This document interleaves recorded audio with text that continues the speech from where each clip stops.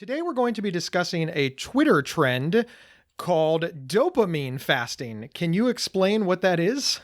Good old dopamine fasting. Yeah, that sounds like a fun thing, right? So what dopamine fasting, it's this idea that by restricting your pleasurable daily activities, things that you normally enjoy doing on a daily or weekly basis, such as drinking, alcohol, sex, drugs, gaming, even talking to others, checking your Facebook feed, your social media feeds, and in some extremes, even pleasurable eating, that if you cut all that out for 24 hours, for 48 hours, you are somehow magically going to reset your neurochemical makeup in your brain. I have a million questions about this, but let's start at the very, very beginning. What is dopamine? Dopamine is a neurotransmitter chemical in your brain, very important for how your brain functions. It is something that we call as a part of the dopamine motive system, because the dopamine system in the brain functions on both motivation and reinforcement. It's not just a reward system, as many people believe, that we most often hear dopamine attached to things talking about drug addiction, that when people get addicted to cocaine or some other drug, that it screws up their dopamine receptors in their brains. And that is very true. But more generally, dopamine is involved in daily activities in everybody's brain. And it is involved in all the activities and behaviors that are around motivation and reinforcement in our lives. So when we eat something like a big piece of chocolate cake, our brain is flooded with dopamine and we feel good. Dr. Grohol, I'm not a psychologist, I'm not a therapist, I'm not a researcher, and I'm certainly not a neurologist. But this just sounds ridiculous to me as just a regular person. The idea that if you don't use part of your brain, it just magically becomes something different. Yeah, that's true. It's not something that's likely to happen because it doesn't speak to how dopamine actually works in our brain. And since I'm not an expert in dopamine either, I had to speak to some experts, one of whom was Professor Kim Hellemans, a neuroscience researcher at Carleton University in Canada. And we had a long conversation about dopamine and how it works in the brain. And one of the things that she reminded me was that in our brains, that dopamine is a part of a very dynamic system. And what that means is that it doesn't exist in sort of a static state. It responds to levels of stimulation that an individual is exposed to. So neurotransmitters are synthesized on demand as they're needed. And then they're stored in these little packages in the brain inside the cell ready for release. And if you don't use them, they remain stored. If you do use them, they get used up in your brain, and then your brain creates more dopamine. So if you think you're going on a fast for 24 or 48 hours of no dopamine, you're actually not, because your brain is storing up the dopamine anyway for future use. It has absolutely nothing to do with fasting dopamine in the brain. I'm sort of a little confused about this idea of dopamine fasting because you can get pleasure from a lot of different things. Some of the examples that you gave are obvious things that you give pleasure, pleasurable eating, sex. We understand those. Even a technology fast. Okay, technology makes Gabe very, very, very happy. But, beating my GPS makes me happy. Petting my dog makes me happy. The workday ending and me walking in the front door knowing that the next several hours are mine to do with as I please. Those things make me happy. So even if dopamine fasting worked, I'm not quite sure what that would look like, because don't we get joy from just many different places? Yeah, and it speaks to a fundamental misunderstanding of what dopamine is, that it's involved in so much more than pleasure. It's involved in both things surrounding our appetite and eating behaviors, as well as stress responses. So it seems to be a signal that's released whenever an organism needs to pay attention and learn about stimuli or signals or other things happening in the environment around them.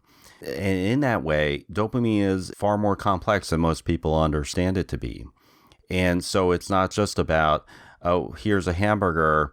So next time I need to remember its sight and smell and taste. So next time I'm hungry, I can remember like, hey, I can eat a hamburger and that'll satisfy my need to satisfy my appetite. But another example is, here's a bear. So I must remember where I saw this bear so I don't go into the bear's territory again in the future, so I can avoid it and not get eaten by a bear. I like all examples that have to do with not being eaten by a bear. I just feel the need to say that, Dr. Grohol. We take it for granted that we live in this civilized world where we drive around in automobiles and we eat pre-prepared food items from McDonald's or Burger King or whatnot.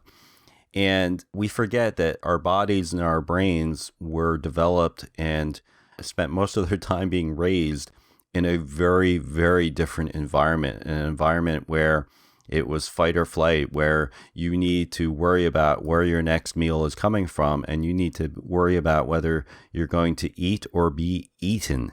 It's only in the past 100 or 200 years or so where you can say, oh, humans have had a whole heck of a lot more free time to worry about things other than where their next meal is coming from. What's interesting to me is that people believe this because the brain is very, very advanced. And it's so advanced that you, Dr. Grohol, who have an advanced degree in psychology, had to find somebody who had, a more advanced degree in the brain to understand this. But at the core of this, for people to believe this is true, they have to believe that the brain is exceptionally simple. And most people don't believe that the brain is exceptionally simple. Why do you think that people believe that this works? What are they hoping to get out of it? I think there's desire in many people to find to try something that they haven't tried before that will help fix a lot of the issues that are most important to them on a day-to-day basis. And today, the issue that arises in many people's life is a feeling of being overwhelmed, a feeling of being stressed out and having to reply to all of these alerts and notifications that are always bombarding us in our free time, our downtime, our time away from work. And so this idea that, oh, I could just take a break, a dopamine fast, for 24 hours and I'll come back and I'll be all refreshed and renewed and my brain will have reset its neurotransmitters, it is very appealing because it just says, hey, you just need to make a 24-hour commitment and everything is going to go back to the way it was 5 years ago. So for people who enjoy thinking that there are quick fixes to long-standing difficult issues in a person's life, this is very attractive. We're back discussing the trend of dopamine fasting with Dr. John Grohol. Is this just the equivalent of the get-rich-quick scheme or the lose-weight-now pills? Are we just seeing this pseudoscience just move from weight loss to brain advancement?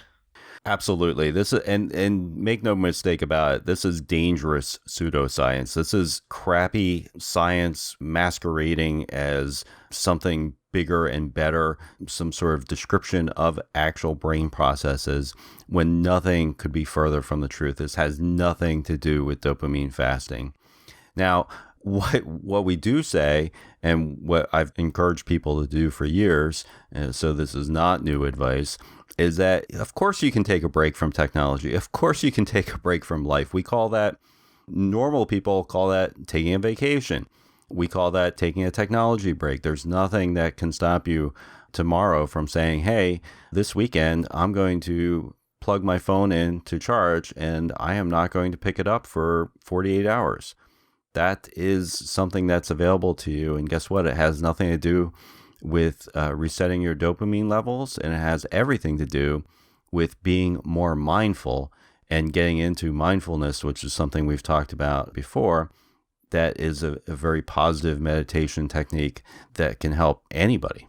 In my younger days, I was exceptionally overweight and I wanted to lose a lot of weight. And I bought into the internet. Gabe Howard was fooled by the internet, and I bought these magic pills. And that's really the best thing that I can say about them. They were magic pills because they explained that if I took these pills, that it would rewire my internal processes, for lack of a better word, and help me lose weight. And in order for these pills to be most effective, I had to take them with 4 glasses of water. I had to fast 2 hours before taking them and 2 hours after taking them. And they were not fat soluble, so I couldn't eat a lot of fat with them. And it really helped if I went for a walk in the morning and a walk at night. And I took these pills 4 times a day. And I followed all of the instructions perfectly, and it worked like gangbusters. The magic pills worked amazingly, and I lost a bunch of weight. And then somebody pointed out to me that, of course, the reason they were working is because I was drinking all of this water, I was doing all of this walking, and I had completely cut fat out of my diet to make sure that the magic pills worked. On one hand, I was tricked, but I did lose weight, and the pills were probably just sugar pills. They probably did nothing negative to my body. The reason I'm telling this story is this like the same thing? If somebody calls it dopamine fasting, but they do put down the technology, they do go for a walk, they do read a book, will they get positive results even though the mechanism that's in place is not what they think is happening? Or is it worse than this? Is it dangerous? Could they actively harm themselves? Look, my problem with calling it dopamine fasting is that it takes us down another step on the road to ignorance, which is where we simplify very complex systems to a point of meaninglessness. If words don't have meaning, then we can't share the same language and we can't communicate very clearly with one another. So if everybody starts calling things dopamine fasting when they really mean just taking a break, suddenly they have this belief that they understand how the brain works that has nothing to do with how the brain actually works.